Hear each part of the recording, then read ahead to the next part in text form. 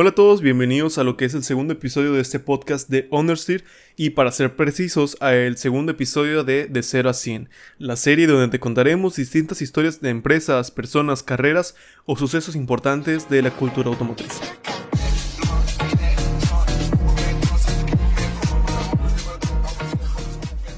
Espero que se estén encontrando bien el día de hoy. Hoy lo estoy grabando esto un domingo por la noche, entonces esto lo estarán viendo en su inicio de semana.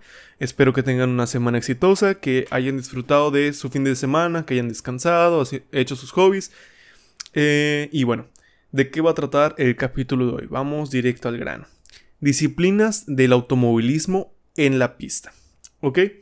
¿Por qué surge esto? Bueno, porque el otro día surge en mi Instagram un flyer de un torneo para el juego Gran Turismo.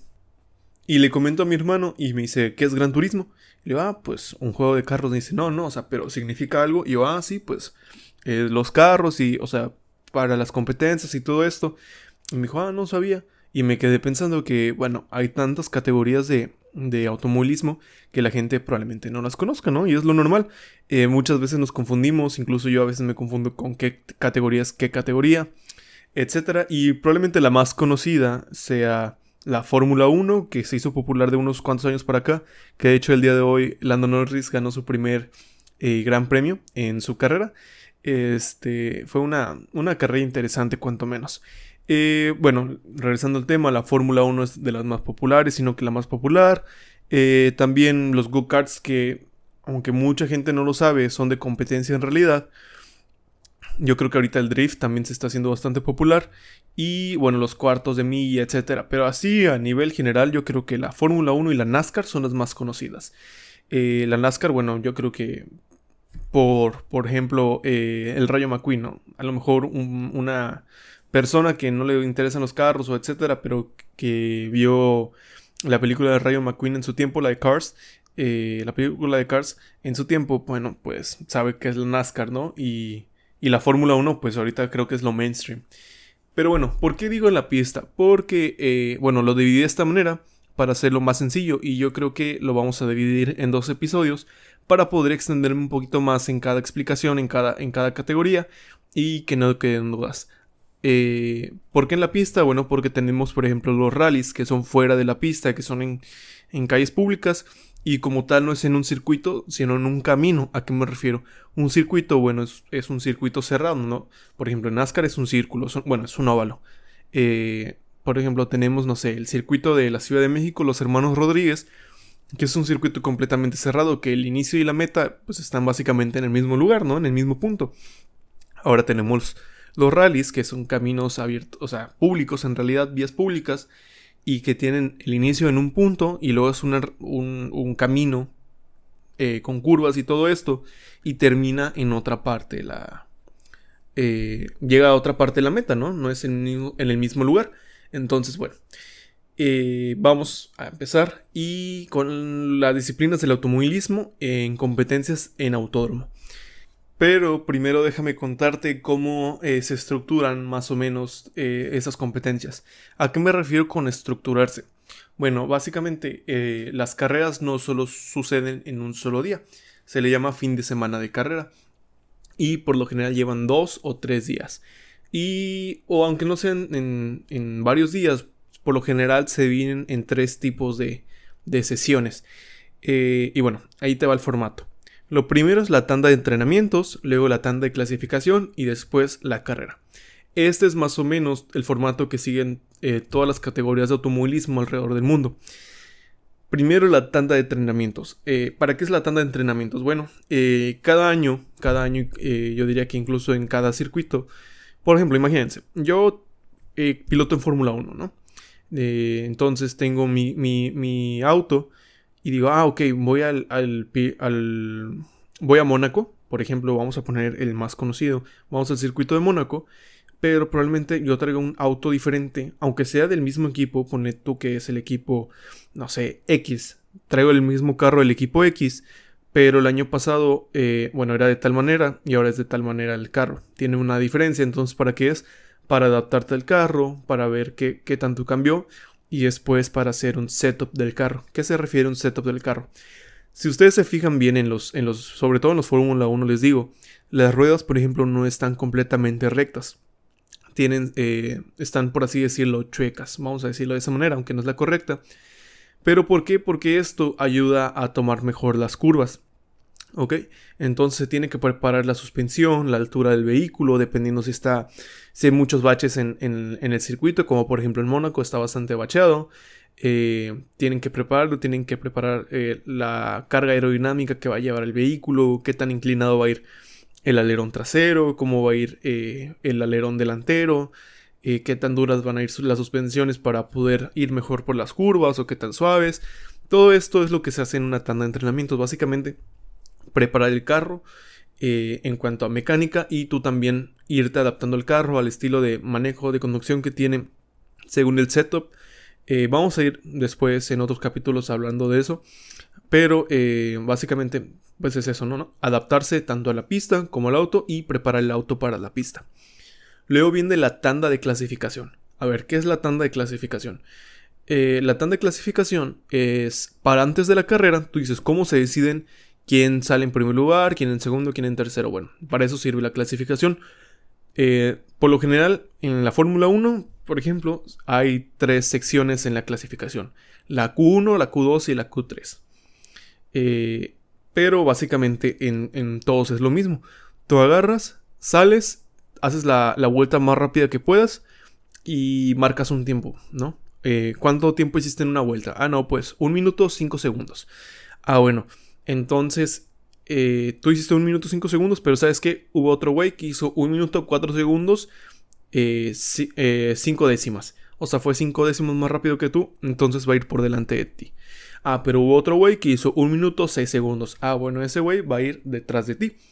Entonces, básicamente, así es como se hace, ¿no? Sales, marcas la vuelta más rápida que puedas y, pues, dependiendo del tiempo con respecto a los otros, se ponen en orden de el más rápido al más lento, se organiza la parrilla, ¿no? Básicamente, así es como funciona. Hay más tela de donde cortar en ese tema, pero bueno, así simplificándolo es como funciona. Y luego pues viene la carrera, ¿no? Que yo creo que ahí no hay nada que explicar. Es básicamente correr y tratar de quedar primero. Así es como funcionan la mayoría de los formatos de fines de semana en las categorías. Obviamente puede cambiar dependiendo de la competencia. Por ejemplo, en el drift no se usa, en el time attack no se usa, pero bueno, eso iremos explicándolo más adelante. Yo digo que ya hay que ir al grano, así que vamos con la primera categoría de competencia, que es las carreras de autos de producción y GTs, o también llamadas carreras de turismos y gran turismos. Vamos a empezar con la primera, que son los turismos o autos de producción. Y bueno, el término autoturismo surge con los primeros autos que salen en producción en la historia, haciendo referencia a aquellos autos abiertos, es decir, sin techo ni ventanas laterales, solamente el vidrio frontal. Pero todo esto fue derivando y ahora un autoturismo es básicamente cualquier auto normal. Se compite en circuitos cerrados de asfalto y suele ser la manera de entrar a competir en el automovilismo junto con los go-karts. En los turismos, en las carreras de turismos, para emparejar las prestaciones y bajar los costos por temporada, los autos comparten muchos elementos en común con sus hermanos de producción. Con modificaciones, solamente le añaden modificaciones para competir, como frenos, suspensión, alerones, neumáticos, agregados de seguridad como cinturón, como jaula antivuelco. Bueno, no jaula antivuelco, pero jaula de seguridad, mejor dicho. A lo mejor asientos de competencia para poder tener mejor agarre. Y bueno, ¿qué lo caracteriza a este tipo de categorías? Bueno, que suele ser le llaman chapa chapa, ¿no? Chipi chipi chapa chapa. Bueno, que suele ser más chapa chapa, o sea, que hay más contacto entre los autos. ¿Por qué? Bueno, porque son autos más, por así decirlo, pesados, con menos agarre mecánico. ¿Qué quiere decir agarre mecánico?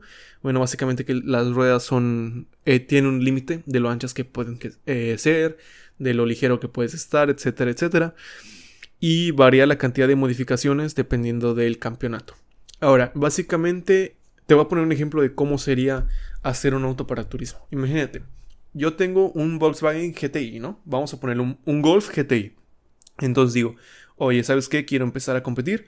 He ido alguna que otra vez al autódromo, he dado vueltas por ahí, pero ya quiero entrar a una liga, ¿no? Me siento como que con ganas de ir. Y siento que soy bueno manejando, etcétera, o quiero aprender.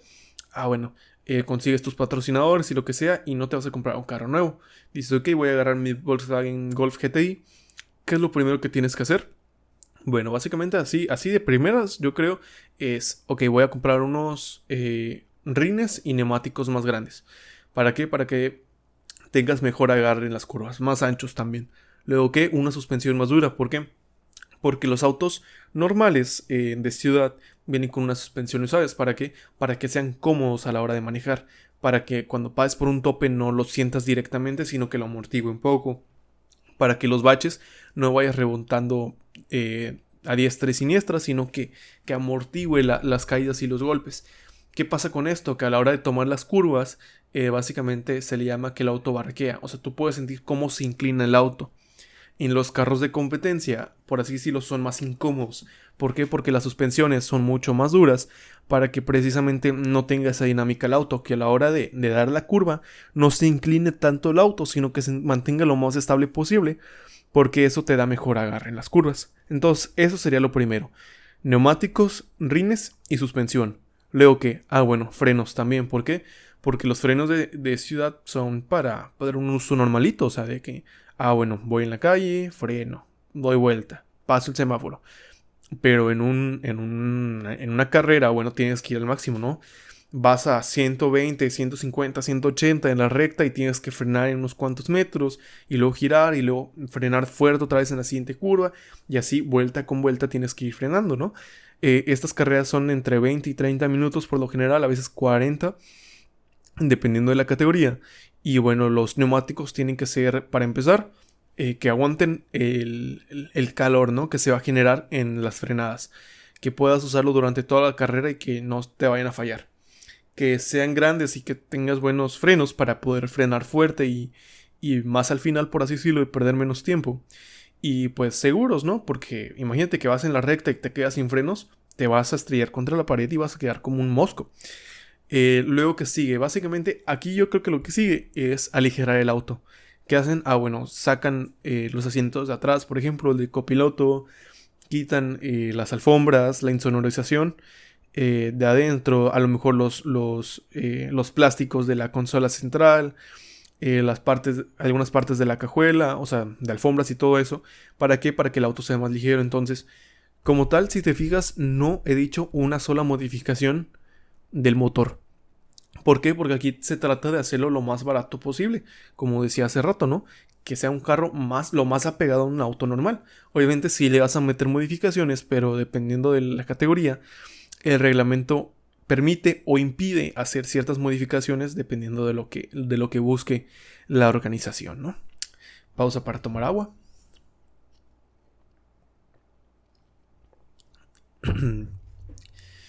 Bueno, básicamente así es como funcionan las carreras de turismo. Y bueno, tenemos varios ejemplos. Tenemos sobre todo aquí es por marcas. Es lo más normal. Por ejemplo, tenemos la GR Cup, que es la de Toyota, donde compiten los GR86. Tenemos la Copa Clio, que es donde compiten los Clio de Renault, que sobre todo es en Europa. La GR Cup sobre todo es en Estados Unidos. Y en México está la Copa Note Auto, que se compone en su mayoría de categoría turismos. Y creo, si no me equivoco, en Argentina era muy famoso este tipo de competencias. Creo que era la TC, la Touring Car, que les digo, era muy famoso, si no me equivoco, porque sobre todo en este tipo de categorías, sobre todo en la turismo, se compiten en circuitos urbanos, como si fueran calles normales, no varían dependiendo de la organización entre circuitos normales y circuitos en calle. ¿Por qué? Porque al fin y al cabo son autos de calle, básicamente modificados nada más un poquito para correr. Y bueno, ¿por qué le sirve esto a las marcas? Porque dices, oye, mira, este Golf tiene buena maniobrabilidad, es ligero, tiene potencia, le está ganando a otros carros. Imagínate que tienes, no sé, te voy a poner varios ejemplos, ¿no? Un Golf, un Civic, un Swift y no sé, X otro carro, ¿no? Un Yaris, por ejemplo. Y ¿sabes qué? No, pues el Swift se los está llevando de corbata a todos. Ah, bueno, pues oye, ¿sabes qué? Yo quiero un carro que diga, oye, le gana tu Civic, me compro un Suzuki Swift, ¿no? Es lo que le llaman ganar el domingo y vender el lunes, como comentaba en el anterior podcast.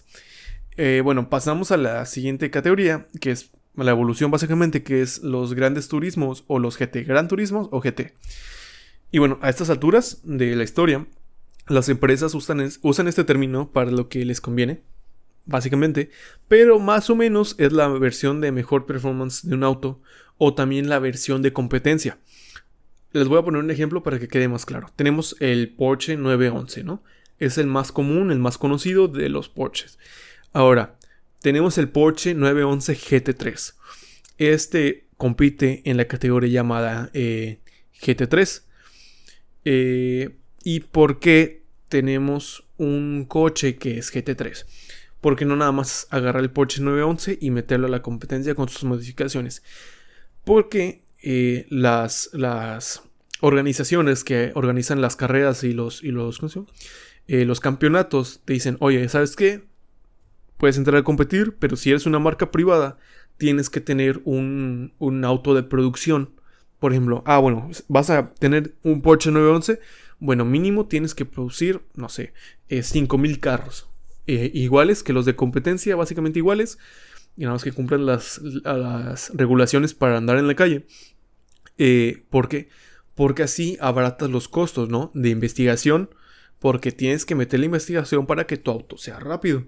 De producción, porque no es lo mismo en una fábrica mandar a hacer un molde para hacer 5 piezas. Te va a salir mucho más caro comprar esas 5 piezas que un molde para hacer 5,000 piezas, porque el precio se va a repartir entre las 5,000 piezas, ¿no? Además que en este tipo de organización de competencias no solo, por ejemplo, puede competir el equipo de fábrica de Porsche, ¿no? Pero también puedo, oye, ¿sabes qué? Yo quiero poner mi equipo, ¿no? El equipo Understeer GT, vamos a ponerle.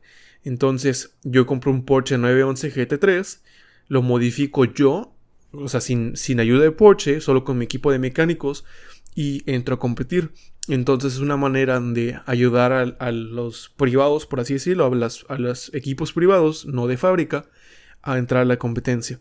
Entonces, básicamente, esto abarata los costos para poder entrar en este tipo de competencias. Aunque ya a la altura de los GTs ya es mucho más caro. A esta altura las competencias de GT sí son muy caras. No al nivel de Fórmula 1, pero sí tienes que tener muchos patrocinadores y ser un buen piloto o ser una persona de dinero para poder entrar en estas competencias. Bueno, les conté los del GT3, ¿no? Pero por otro lado tenemos el Porsche 718, si no me equivoco, GT4. Si estoy mal, probablemente me cuelguen por decir un número equivocado, pero bueno, es el 718 GT4 que compite en la GT4, que es una categoría más abajo, y así nos podemos ir. No sé si haya GT5, pero hay GT4, hay GT3 y hay GT2. ¿Cuál es la diferencia? Básicamente es la cantidad de potencia que pueden generar los autos o el tamaño del motor que tienen, ¿no?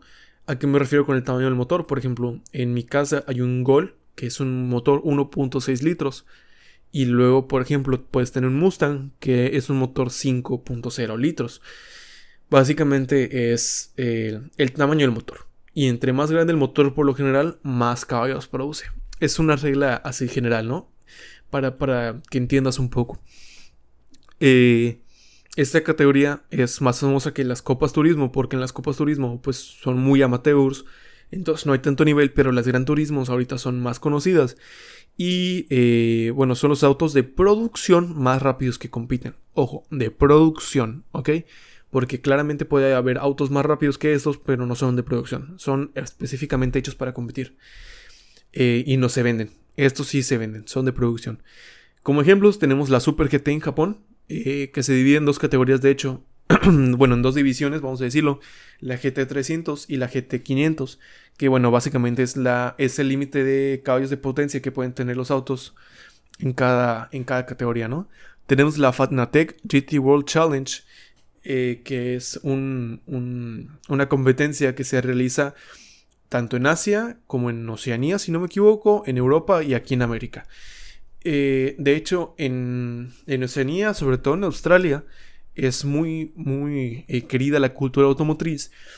Y bueno, hay un auto de Nissan que hablábamos, de la familia GTR, que hablábamos en el podcast pasado, que fue el que lo hizo famoso, ¿no? El GTR R32. Este auto empezó a competir en las competencias australianas y era una bestia, o sea, arrasaba con todas las carreras, con todos los podios, con todas las competencias básicamente. Y entonces un periodista dijo, este es un monstruo japonés, es un monstruo japonés que viene a atacar a otro país. ¿Cómo se le llama eso? Bueno, es un Godzilla. Godzilla era japonés y estaba causando terror, ¿no? Causando miedo, aplastando todo a su paso. Bueno, entonces al GTR R32 se le llamó Godzilla, ¿no? Se le puso ese apodo. Y bueno, les digo, en Australia hay muchísimas categorías, muchísimas competencias y hay muy buenos circuitos también ahí. Pasemos a la siguiente categoría, que son las carreras de resistencia. ¿Cuáles son estas? Básicamente son carreras que abarcan grandes distancias o que se desarrollan a lo largo de muchas horas, dependiendo si es por distancia o por tiempo. Aquí se prueba la fiabilidad de los vehículos y la resistencia física de los pilotos. Bueno, eso dice al menos mis notas, ¿verdad? Esta es una de las disciplinas más longevas. Esto debido a la falta de autódromos se hacía en las calles o entre ciudades. Y era para comprobar la calidad de los autos, qué tan rápidos eran, qué tanto se descomponían o no, cómo se volvían en distintos escenarios y etcétera. Bueno, de hecho, les voy a contar una historia, y es que el primer auto que se fabrica, lo fabrica un hombre, pero no lo sacaba a manejar porque él decía que no estaba completo, etcétera. Y un día él sale, va a caminar, va a comprar lo que sea, pero no en el auto, o sea, se va a pie, o en su carroza o lo que sea, no me acuerdo muy bien la verdad.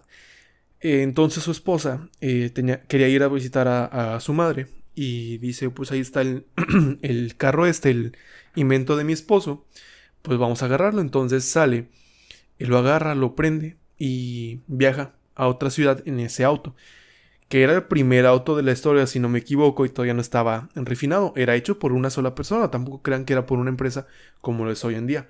Entonces va en el camino y de hecho se rompe una de las bandas que usaba para moverse y pasa con un no me acuerdo si era de los que fabricaban cosas de cuero o algo por el estilo, y le adapta una banda a ella que de hecho funcionaba mejor. Y tanto es la primera reparación, por así decirlo, como la primera modificación de la historia. Entonces llega con su madre y después regresa. Entonces básicamente así es como funcionaban las carreras antes. Eran de distancias muy largas o durante muchas horas. Y era para comprobar que pudiera ir tu carro bien. Porque ibas a gastar mucho dinero, mínimo comprobar que te iba a funcionar durante bastante tiempo. De hecho, antes a este tipo de carreras se le llamaban rallies. ¿Por qué? No sé. La verdad es que ahí sí les fallo. Pero bueno, fue evolucionando y ahora se realizan en los autódromos, ¿no? En las pistas. Actualmente, por lo general, participan autos tipo turismo o gran turismo, como dijimos anteriormente, y sport prototipos. ¿Qué son estos? Los sport prototipos son autos especialmente desarrollados para carreras.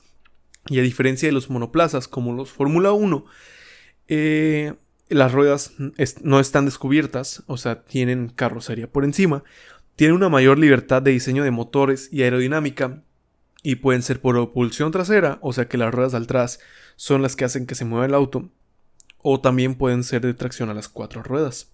Este tipo de autos son muy especiales porque, bueno, como dije anteriormente, son especialmente desarrollados para carreras. Entonces, por ejemplo, tenemos un auto de Peugeot, que lo normal en este tipo de autos es ver que tengan los alerones en la parte trasera. Y por ejemplo, creo que Peugeot había hecho un auto que no tenía alerón.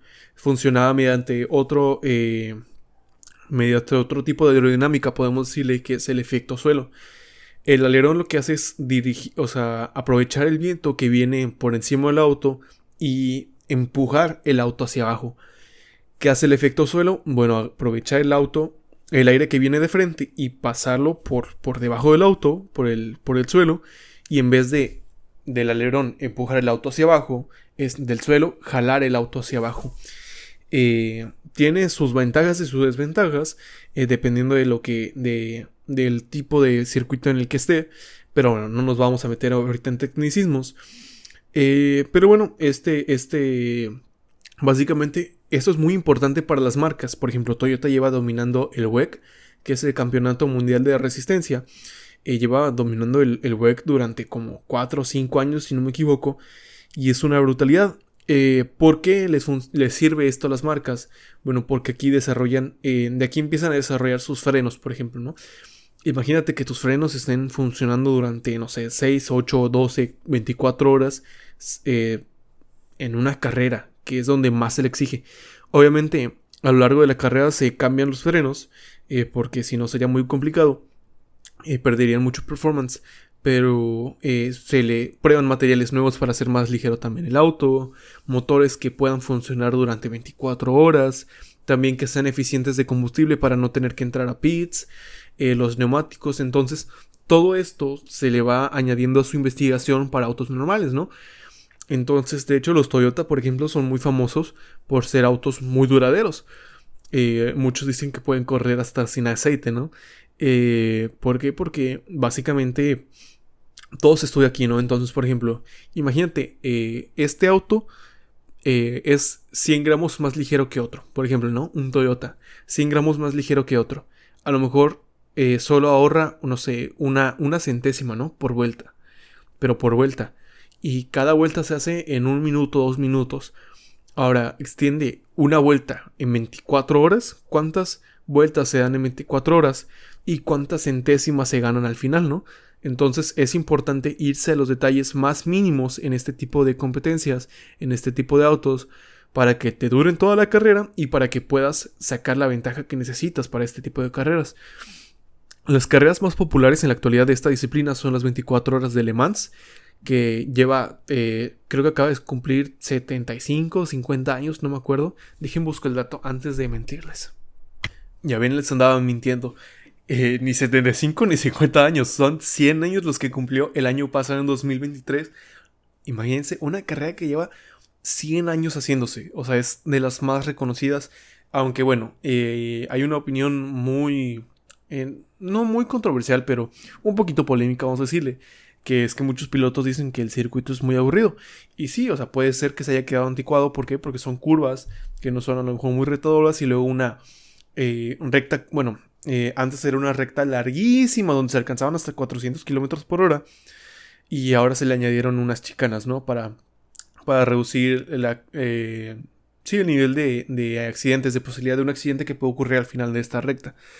Entonces, bueno, como decía, las 24 horas de Le Mans, las 24 horas de Nürburgring, que son de los eventos más importantes en la cultura automotriz. ¿Por qué? Porque Nürburgring, después traeré un podcast de la historia de ese circuito, porque es yo creo que el circuito más importante en el mundo, o de los más importantes, top 5 fácil, que hay. Es de los más complicados, muy difícil, cobró en su tiempo, mejor dicho, la vida de muchos pilotos, y hasta la fecha es muy complicado de manejar, y es muy famoso. ¿Por qué? Porque básicamente ahí es donde las marcas prueban sus autos, ¿no? Es como el benchmark de que, ok, aquí traigo el auto, y por ejemplo el Honda Civic en su tiempo dijo, ok, aquí lo llevo y aquí demuestro que soy el tracción delantera más veloz del mundo. Y luego vino Renault con el Megane RS, si no me equivoco, y dijo, ok, no, ahora yo soy entonces saben, yo soy el tracción delantera más rápido del mundo. Entonces básicamente ahí es el campo de batalla de las marcas, y pues a todo el mundo le hace ilusión manejar ahí. ¿Por qué? Porque son mínimo 7 minutos de vuelta, o sea, es un circuito larguísimo y tiene todo, curvas muy cerradas, lentas, de alta velocidad, tiene rectas muy largas, variaciones de altura. Entonces es un circuito muy completo, muy angosto y muy técnico. Entonces imagínate manejar en ese circuito durante 24 horas donde el clima puede ser cambiante, es muy complicado de manejar.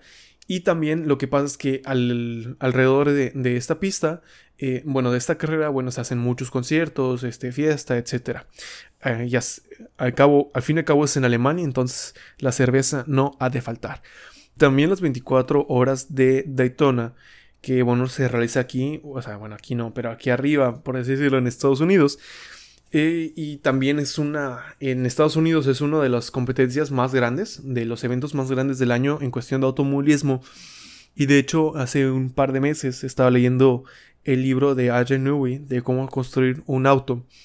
Y estaba narrando su experiencia en esta carrera, ¿no? Y se le hizo curioso porque estaba viendo la televisión él, si no me equivoco, y le preguntan a un tipo que cómo es su experiencia, ¿no? En las 24 horas de Le Mans, un tipo del público que estaba a las afueras del estadio, porque se hace como en un tipo de estadio, en un autódromo. Y dice, el ambiente es increíble, la fiesta es increíble. Dice, pero te digo algo gracioso, dice, en todos los años que vengo viniendo aquí, no he visto ni una vez un solo carro. O sea, hay gente que solamente va, ni siquiera por el automovilismo, sino por la fiesta que se genera alrededor de este evento, ¿no? Entonces es lo que tienen las carreras de este tipo, que no solo es la carrera, porque imagínate ver una carrera durante 24 horas, pues sí es aburrido. Pero también hay eventos alrededor, conciertos, DJs, comida, bares, etc. Y bueno, se ha dado muchas historias aquí. Por ejemplo, la película Ford vs Ferrari toma lugar en las 24 horas de Le Mans. Y en el pasado también hubo carreras muy legendarias como la Targa Florio, que se corrían en calles abiertas al público, y la Mille Miglia, igual en calles públicas. Pero bueno, no nos alarguemos más porque nos quedan categorías, así que pasemos a la siguiente. Las carreras de fórmulas o monoplazas. Bueno, ¿qué son los monoplazas para empezar? Estos son vehículos diseñados especialmente para competir, igual que los Sport prototipos que mencionamos antes, pero estos cuentan con espacio solamente para un ocupante, con los neumáticos al descubierto y alerones como regla general. Este tipo de competencia es en donde se reúnen aquellos que aspiran a llegar a la Fórmula 1, empezando en Fórmula 4, después pasando a Fórmula 3, y como penúltimo peldaño, la Fórmula 2 antes de llegar a la llamada categoría reina, o sea, la Fórmula 1, ¿no? Han existido otras ligas, por así decirlo, de fórmulas, como la Fórmula Renault, y por lo general las categorías menores como la Fórmula 4 son regionales. Por ejemplo, en México hay campeonato de Fórmula 4. Aquí también se encuentran pilotos que solo compiten por hobby, que no aspiran a subir entre categorías, sino hacerlo por diversión. Muchas veces a esto se les llaman pilotos de pago. Que, bueno, por ejemplo, bueno, trataría de no meterme en esta polémica. Bueno, polémica, no es polémica, es la verdad. De Lance Stroll, ¿no? Que Lance Stroll a lo mejor hay pilotos que se merecen subir a Fórmula 1, tener la oportunidad como Kimi Antonelli. Pero está Lance Stroll que lleva años ahí y que no avanza. Pero bueno, porque su padre, Lawrence Stroll, está ahí y básicamente es el dueño del equipo, no sale del equipo. Pero estos básicamente son como si fueran go-karts, pero grandes y con aerodinámica. Es, por así decirlo, el peak del automovilismo. ¿Por qué? Porque al ser las ruedas al descubierto, al tener mucho agarre mecánico y también mucho agarre aerodinámico, depende mucho, o sea, lleva al límite las habilidades de los pilotos. Realmente hay mucha diferencia entre un piloto de por ejemplo, de turismos, de gran turismos o de sport prototipos a un piloto de Fórmula 1 en los tops, ¿no?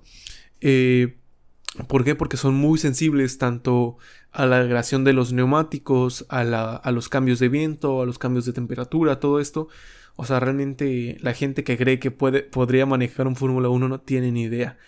Por la potencia del auto, por la cantidad de cosas que hay que estar haciendo al mismo tiempo.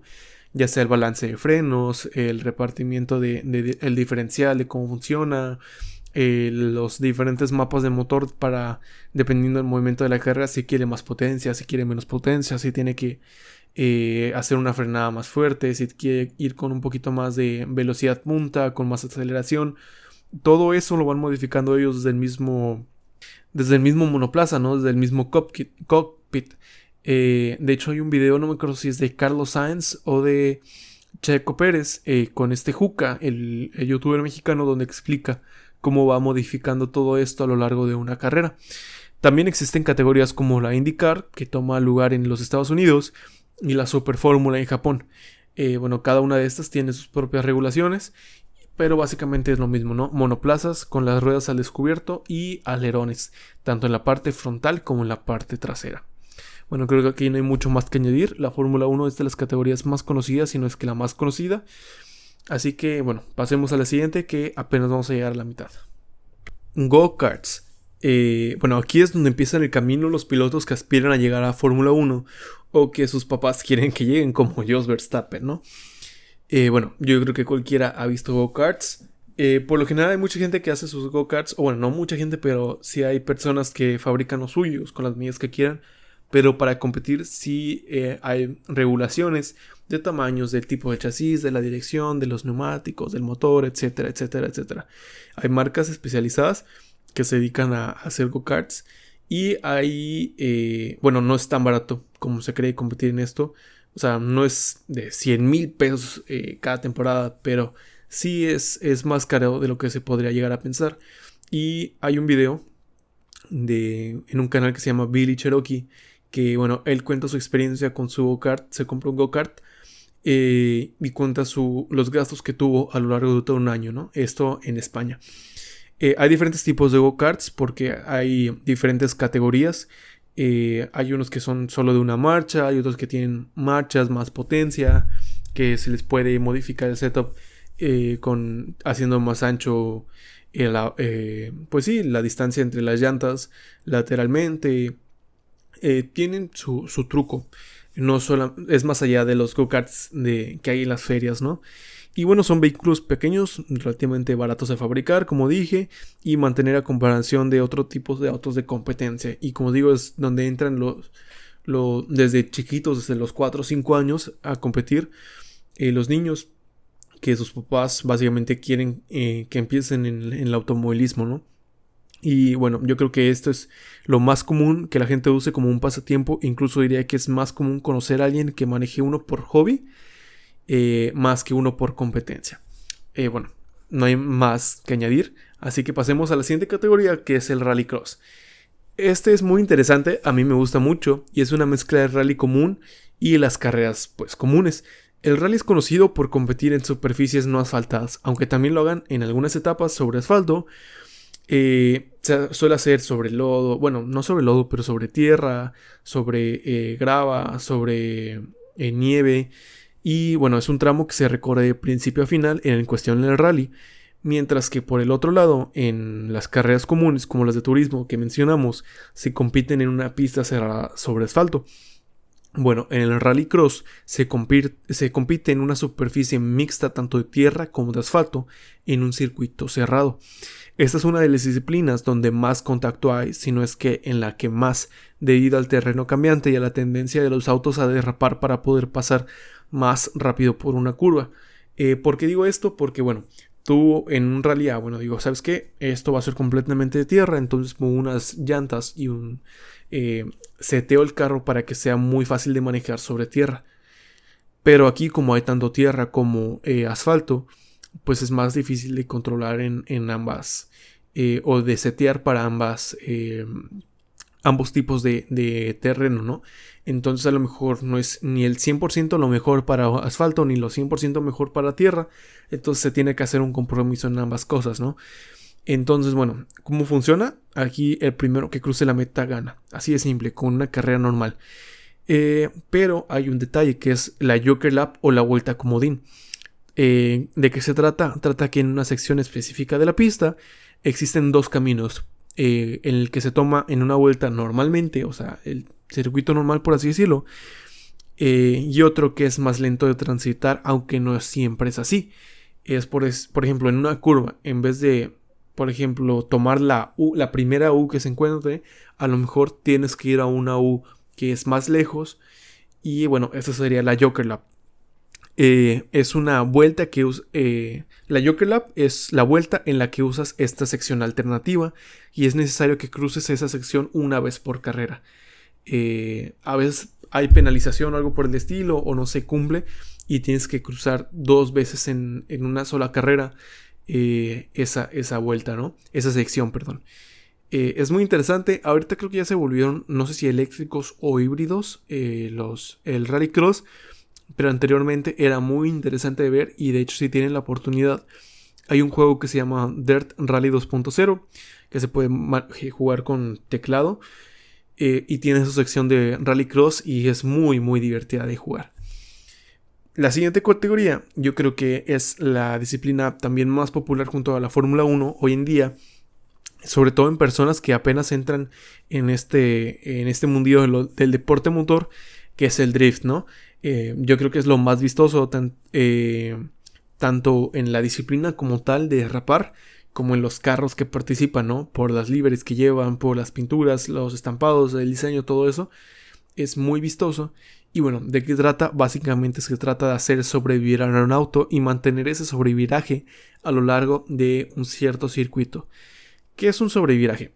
En cuestiones técnicas, el sobreviraje es el fenómeno de deslizamiento del eje trasero que puede ocurrir al trazar una curva, sobre todo. Bueno, así en fácil, imagínate que tú tienes un auto propulsión trasera. ¿Qué quiere decir? Que si tú, imagínate que levantaras el auto en los aires y pisaras el pedal, solamente las ruedas de atrás girarían. Entonces, si vas en una curva y pisas a fondo el acelerador, básicamente lo que va a hacer el auto es patinar. Es lo que le llaman patinar normalmente, pero cuando lo haces controlado es derrapar. También cabe mencionar que para las competencias solo se usan autos tracción trasera. Sí se puede derrapar, por ejemplo, con autos tracción total, o sea, las 4 ruedas, pero pues es más complicado. Entonces en las competencias solamente se usan tracciones trasera o propulsión trasera, como le quieran decir. Y bueno, hay una pequeña polémica que si se puede derrapar o no una tracción delantera. Y sí se puede derrapar, pero no es como tal un drift, porque se supone que un drift tiene que ser sostenido y controlado a lo largo del tiempo. Puede haber un power slide, pero bueno, eso es tema a lo mejor para otro día, es algo insignificante. Y tú dirás, oye, pero ¿cómo se gana en una competencia de drift o cómo se califica? Bueno, por lo que pude investigar hay 3 cosas principales. La línea. La línea de drift se estipula por los jueces en cada pista y es lo que impulsa a los pilotos a seguir cierta trayectoria, ¿no? Por así decirlo, se delimitan ciertas zonas en las que tiene que pasar y es lo que impulsa a los pilotos a usar toda la pista de muro a muro para poder hacer ese drift, tanto partes internas del circuito como partes externas, y tratan de que no sobrepases esa línea, el ángulo. Básicamente es qué tan de lado puedes ir, o sea, normalmente pues un auto va recto, pero ahí se trata de lo más de lado que puedas ir, ¿no? Entonces, ahí pues eso es el ángulo, ¿no? Básicamente, así de fácil. Y el estilo. El estilo se divide en 3 subcategorías, vamos a decirlo, que es iniciación, fluidez y compromiso. La iniciación es qué tan pronto empezaste el drift, tan desde antes empezaste el drift, porque es complicado hacerlo muy largo el drift. La fluidez es qué tan suave y tan controlado mantengas ese auto, porque hay veces que se atrabancan mucho las personas a la hora de hacer drift, pues es difícil de controlar, porque sobre todo en el drift, como no tienes que tener ese agarre o no tanto agarre como en otras competencias, la cantidad de caballos de potencia que hay en estos autos son de 800, de 1000, de más de 1000 caballos de fuerza.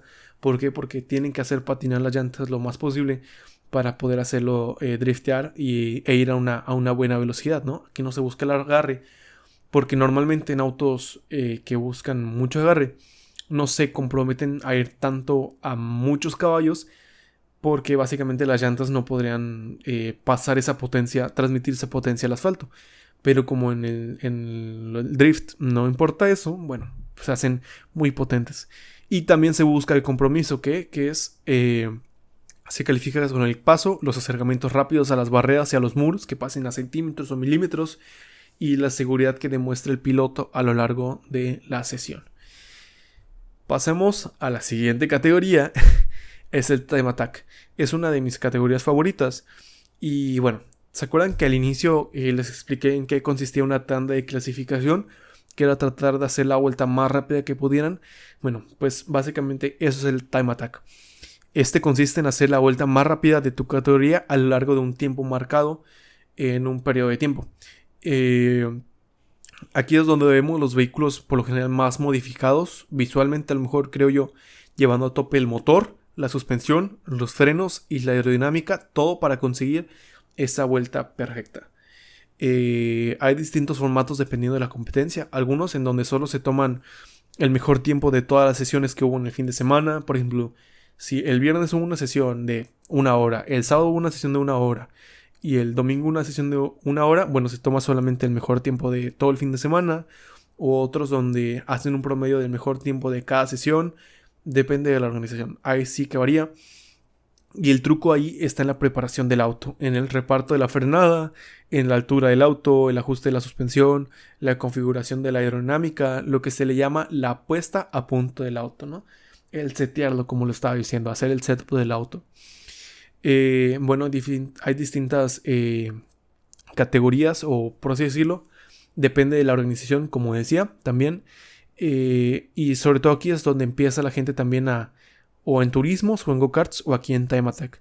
¿Por qué? Porque te empiezas a familiarizar con el circuito, con ir rápido, con cómo tomar las curvas, cómo, en qué puntos frenar para ir más rápido, cómo ir administrando los neumáticos a lo mejor, cómo setear el carro. Entonces es muy fácil de aprender aquí a estar en un circuito, ¿no? Y bueno, como les decía, aquí en esta categoría se ven carros súper modificados, con alerones gigantes, con los motores súper potentes también, pero también autos muy ligeros o hechos completamente de fibra de carbono, y se van hasta el extremo. Por ejemplo, a veces mueven incluso el asiento para que esté completamente en el centro y que el reparto de peso sea lo más equitativo posible para poder para poder tener una mejor dinámica de manejo y que el auto sea lo más neutral posible. Ahora, vamos a la última categoría, o bueno, la penúltima, porque voy a añadir algo más. A la penúltima categoría de este podcast, que es el drag, o cuarto de milla, o las carreras de aceleración. Les digo, tienen muchos nombres, ya sean piques, cuartos de milla, arrancones, hay muchos nombres. Y básicamente esto se trata de dos autos que salen del mismo punto, y el objetivo es cruzar la línea de meta antes que el contrincante, siendo la carrera solo en línea recta y de muy corta distancia y duración. Aquí, como les decía, hay una línea de meta, hay un semáforo. Cuando el semáforo, ya sea que se ponga en verde o se apague, dependiendo del semáforo, del sistema que use cada pista, pisas a fondo y tratas de cruzar, de hacer ese cuarto de milla lo más rápido posible. De hecho, eso es de lo más popular que hay en México, yo creo, el cuarto de milla. También en Estados Unidos es muy popular. Y aquí los autos se caracterizan por ser solo construidos para ir en línea recta. No importa si no pueden girar casi. Tienden a ser muy ligeros, pero también muy potentes. Existen también las roll races, que es el mismo concepto de acelerar, pero en vez de arrancar desde parado, se cruza la línea de inicio a una velocidad que hayan determinado. Por ejemplo, 30 kilómetros, ¿no? Entonces empiezan, no sé, 100 metros antes. Van más o menos a la par los autos, y al momento de cruzar la línea de meta, la línea de inicio a esa velocidad que dijeron, arrancan a lo más que puedan y pues cruzar la línea de meta, ¿no? Antes que el contrincante.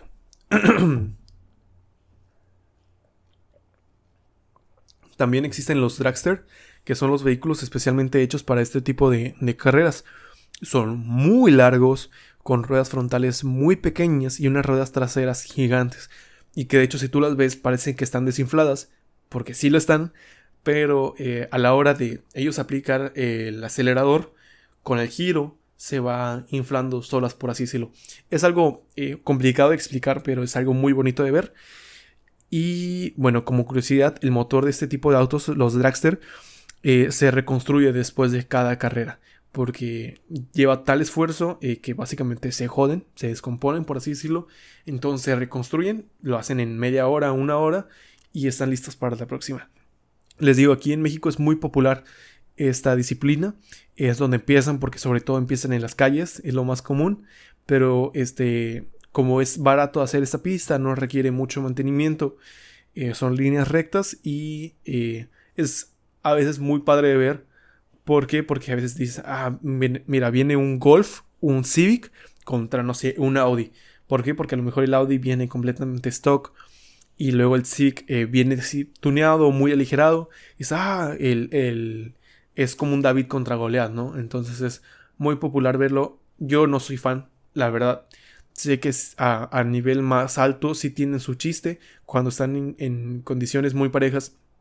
Tiene mucho su chiste de setear el carro, de lo mecánico, de cómo acelerar y todo eso. Pero no soy gran fan. Me gustan mucho más cómo el tomar una curva, ¿no? Siento que tiene más complejidad, pero no le quita su magia a este tipo de competencias. Y también, ahora sí, ya para terminar, un añadido a lo que estaba comentando hace rato de turismos que se me pasó y que en realidad no sé si como tal entra en turismos, en gran turismos, es la NASCAR. La NASCAR es la National Association for Stock Car Auto Racing en inglés, que bueno, es la categoría más conocida. Es, según Wikipedia, una gran fuente de información, ¿verdad? Es la categoría automovilística más comercial y popular de los Estados Unidos y la competencia de stock cars más importante del mundo. Por eso decía que no sabía cómo, en dónde ponerlo, porque stock car se traduce como automóvil de producción. Y es que originalmente, cuando comenzó la NASCAR, estaba, como dije, es Association for Stock Car Auto Racing, o sea, para autos, para competencia de autos stock de producción. Y es que en un inicio solamente podías llevar los autos con configuración de fábrica o con piezas disponibles en concesionarios y talleres oficiales. Entonces, como curiosidad, a los inicios era muy común ver llegar a los competidores en los mismos vehículos con los que competían, que ahorita por lo general no se puede o no se puede realmente, porque por ley tienes que tener ciertas regulaciones y los autos de competencia por lo general no pueden andar en calles. Es por ejemplo que no pueden ir los Fórmulas 1 en las calles, pero los vehículos de rally sí, porque al fin y al cabo los vehículos de rally tienen que seguir ciertas restricciones para poder andar en las calles, ¿no? Porque van en vías públicas. Entonces, actualmente, bueno, los NASCAR son prototipos hechos de carreras a bases de autos de producción. Entonces, por ejemplo, agarras un Mustang, que sí es un auto de producción, pero que ya está muy modificado, ya es literalmente para esa carrera, para el NASCAR. Y, por ejemplo, ellos compiten en óvalos, ¿no? En óvalos, en esas pistas que son circulares con muchas vueltas. Y tiene su chiste, ¿no? De que a lo mejor usan llantas más pequeñas en la parte interna y llantas más grandes en la parte externa. Tienen configuración con barras estabilizadoras en diagonal. Es un tema interesante que realmente no solo es girar hacia la izquierda, o sea, sí, pero en cuestión mecánica es muy interesante. De hecho, en el libro de Adrian Newey, cuando él estuvo en la IndyCar, lo narra, que es más allá de solamente girar a la izquierda y es un auto normal. Sí tiene su chiste, aunque pensemos que no. Y bueno, creo que ese fue realmente la última categoría que quería añadir. Hay más categorías probablemente, por ejemplo, hay Monster Trucks que compiten en, bueno, no Monster Trucks, pero hay camionetas que compiten en circuitos cerrados, hay incluso como trailers que compiten en circuitos cerrados. Hay muchas cosas, pero por ahorita yo sé que también no mencioné las motos, pero bueno, eso, sobre las motos no domino mucho el tema y lo vamos a dejar aparte. Pero sí está muy interesante todo este tema de las competencias que hacen falta, porque les digo, sobre todo en Australia hay muchas categorías porque le gusta muchísimo a la gente. Y bueno, el siguiente capítulo será sobre esto mismo, de disciplinas del automovilismo, pero lo que veremos será sobre disciplinas del automovilismo fuera de la pista. Y como un poquito de adelanto, vamos a hablar sobre los rallies, sobre qué es el toge, sobre el hill climb, sobre el cannonball, todo este tipo que yo creo que es un poquito más de nicho, más con mayores curiosidades, por así decirlo, más interesante que a lo mejor en pista porque son más anturrones, por decirlo de alguna manera, y fuera de la pista es una locura lo que compiten estos tipos. Entonces, bueno, muchas gracias por estar esta vez en un podcast más de Understeer. Espero que lo hayas disfrutado, que sigas teniendo un buen día.